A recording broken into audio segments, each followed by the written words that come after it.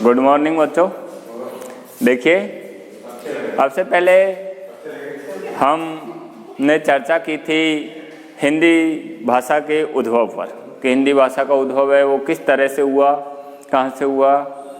अब हम बातें करेंगे हिंदी भाषा के विकास पर या हिंदी भाषा के इतिहास पर कि आज जो हम हिंदी पढ़ रहे हैं, जो मानक खड़ी बोली के रूप में है, ये हिंदी मैंने आपको बताया कि आज से लगभग 3500 वर्ष पूर्व ये संस्कृत भाषा के रूप में थी।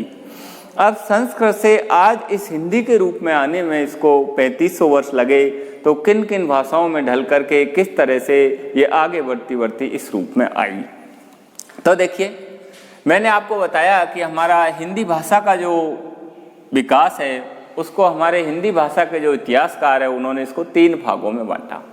हिंदी भाषा का प्रारंभिक काल पहला था,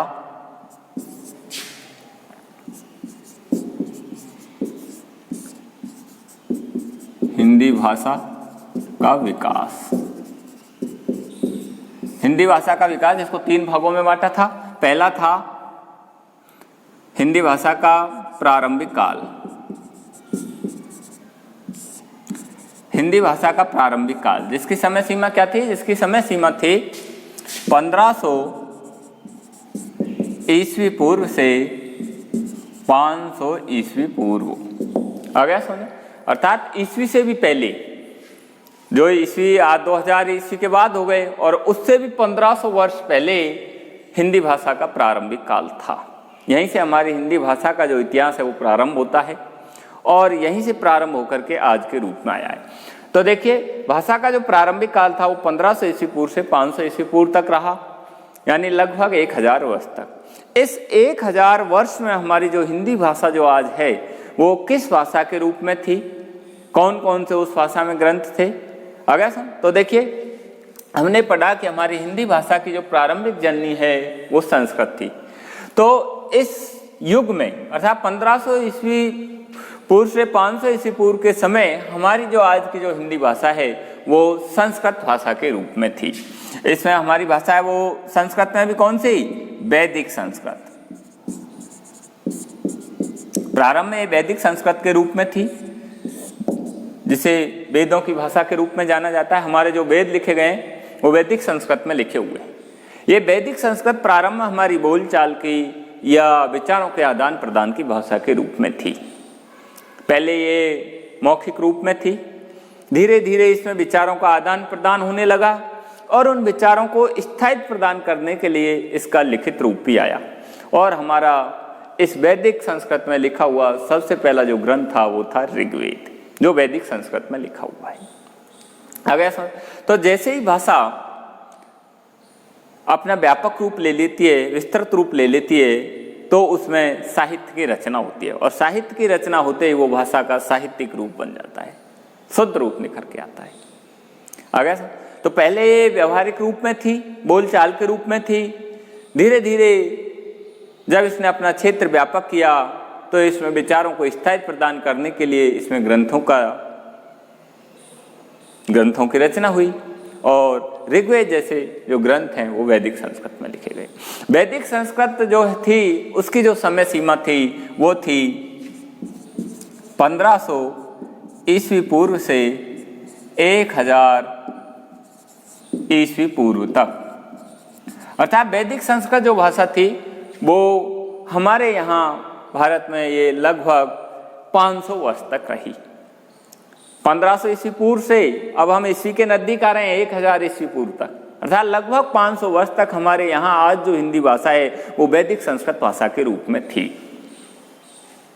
जिसमें ऋग्वेद जैसे ग्रंथों की रचना हुई।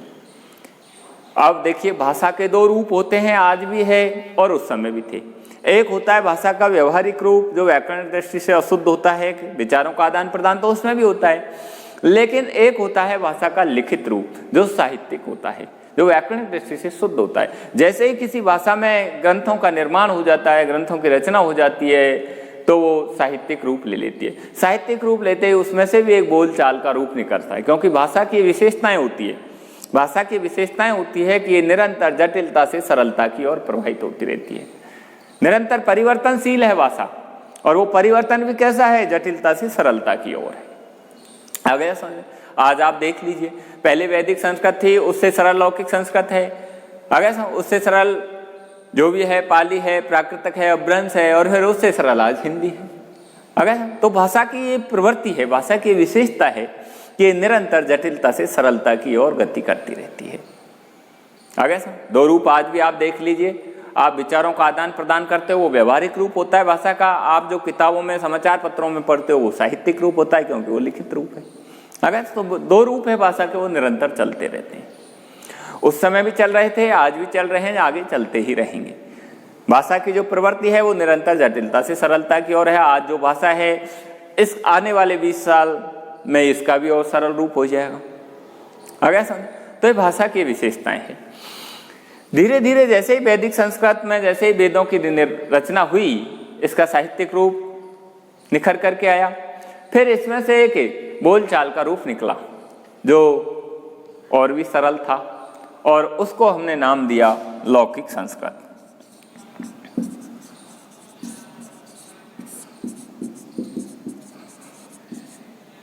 लौकिक संस्कृत पहले ये बोलचाल के रूप में थी, व्यवहार के रूप में थी।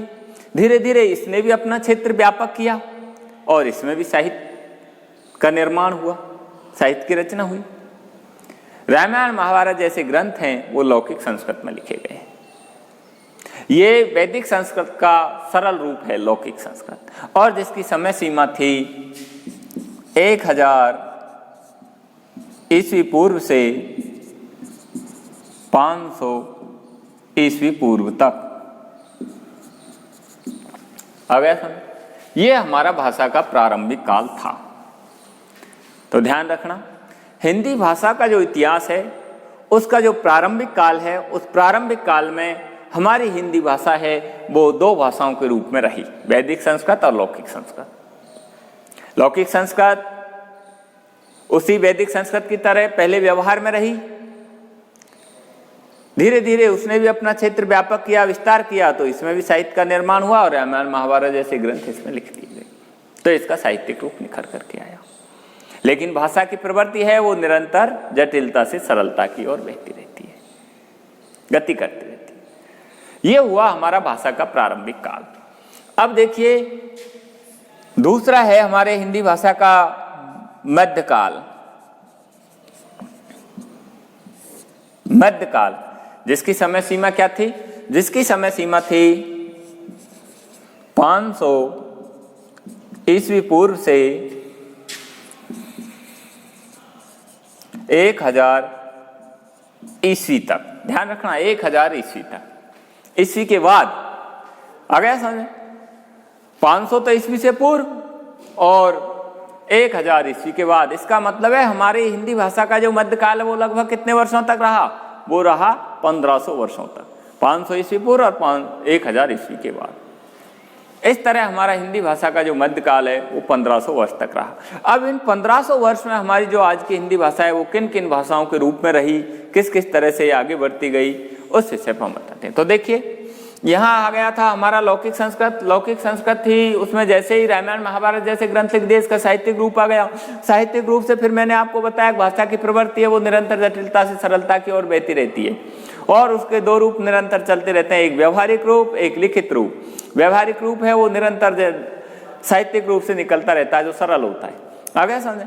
अब यहाँ जैसे इसमें साहित्यिक रूप आ गया, रामायण महाभारत लिखते हैं, तो इसमें से एक बोलचाल का रूप निकला जो उससे भी सरल था, और उसको कहा गया पाली। पाली भाषा।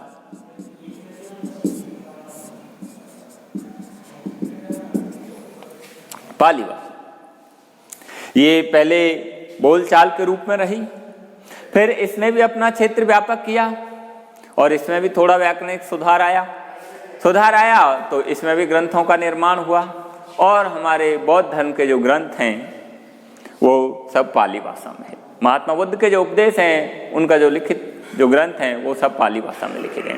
जैसे ही महात्मा बुद्ध के उपदेशों को जैसे ही पाली भाषा में लिख दिया गया तो इसने भी साहित्यिक रूप ले लिया, और इस पाली भाषा की जो समय सीमा है वो है 500 ईस्वी पूर्व से 1 ईस्वी तक। 1 ईस्वी तक, ध्यान रखना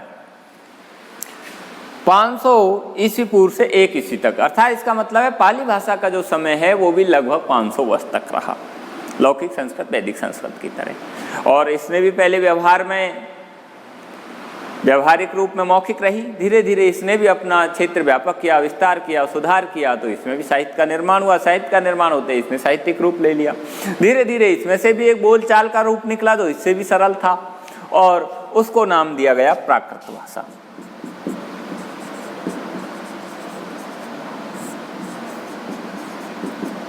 प्राकृत भाषा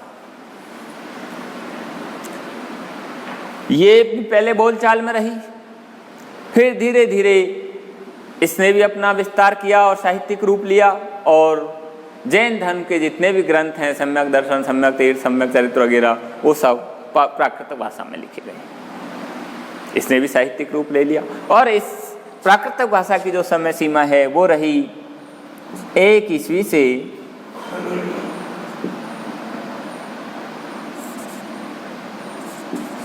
500 ईस्वी तक। अब देखिए हम ईस्वी के बाद आ गए। प्राकृत भाषा का जो समय है वो 1 ईस्वी से 500 ईस्वी तक रहा। इसके बाद इसका भी एक सरल रूप निकल करके आया, साहित्यिक रूप लेते इसमें से भी एक बोलचाल का रूप निकला, और उसको नाम दिया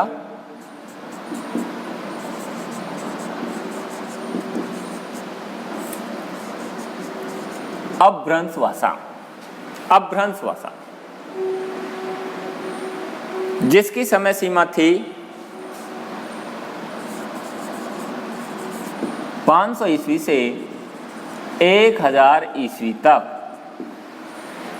देखिए 1000 ईस्वी तक भाषा का यहाँ आकर के हमारा मध्यकाल खत्म हो गया। 1000 ईस्वी तक हमारे पास जो हिंदी भाषा है वो संस्कृत से किस रूप में आ गई थी? अपभ्रंश भाषा के रूप में आ गई थी। अपभ्रंश भाषा के रूप में आ गई थी। अब यहाँ आने के बाद यानी 500 ईस्वी से 1000 ईस्वी तक यहाँ आने के बाद हम जो आज हमारी हिंदी है उसके काफ़ी नज़दीक आ गए। अपभ्रंश, अपभ्रंश का अर्थ होता है अप यानी गिरा हुआ, भ्रंश यानी बिगड़ा हुआ। तो आज की जो शुद्ध खड़ी बोली जो हम पढ़ रहे हैं हिंदी, इसका काफ़ी बिगड़ा हुआ, गिरा हुआ रूप है, वो हमारे सामने 1000 ईस्वी के आसपास आ गया था। यहीं से हमारा हिंदी साहित्य का इतिहास प्रारंभ होता है, ध्यान रखना। आ गया समझ? तो इस तरह ये हमारा हिंदी भाषा का मध्यकाल था, और इसके बाद अब हिंदी भाषा का थर्ड है आधुनिक काल। आधुनिक काल पे हम चर्चा आज से कल करेंगे, और अपभ्रंश जो भाषा है इसका आगे जाकर के किस तरह से विकास हुआ आधुनिक काल में। अपभ्रंश के आगे जाकर के 7 क्षेत्रीय भेद हो गए, उन क्षेत्रीय भेदों से विभिन्न प्रकार की भाषाएं उपभाषाएं निकली, और उनके किस तरह से उन्होंने हिंदी भाषा का निर्माण किया, आधुनिक खड़ी बोली का निर्माण किया। इस विषय पर हम चर्चा अगले वीडियो में करेंगे। धन्यवाद।